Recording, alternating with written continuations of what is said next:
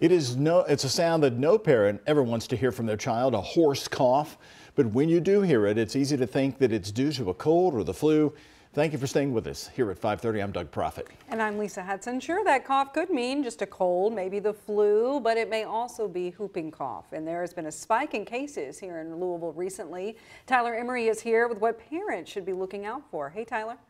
Hey there, Lisa and Doug. The spike has been pretty big, actually. 62 reported cases in the metro area for all of 2018 compared to just 27 the year before. And 16 of those cases last year were in the last 2 months. Metro Health Department officials are saying this time around the spike is interesting, but also not surprising. A hoarse, severe cough. A clear sign of the case of whooping cough, or medically known as pertussis, something Devi Collins-Frias has seen while running her daycare and even in her own daughter. It was pretty bad. So she had a fever, and just the cough by itself is horrible. Now she's hyper aware of the infection and just germs in general. A health reason, really, that kids won't catch germs. We kind of eliminated so they have their own little space. Collins even requires the kids to have their whooping cough immunizations, same as the schools require.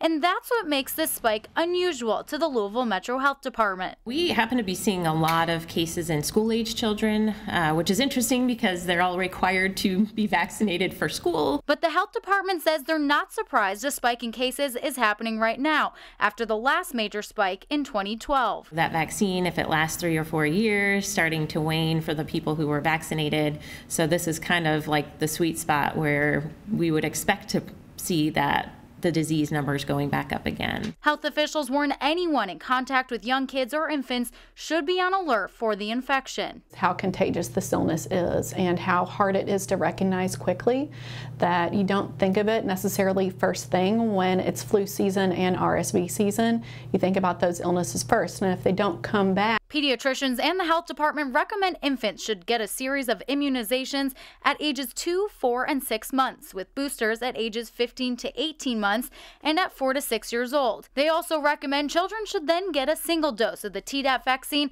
at 11 to 12 years old. Some signs of whooping cough to look out for is a hoarse or severe cough that gets worse over time. In infants, you may also see apnea, pause in breathing, or they may even turn blue in some cases. So it's definitely something to keep an eye on right now.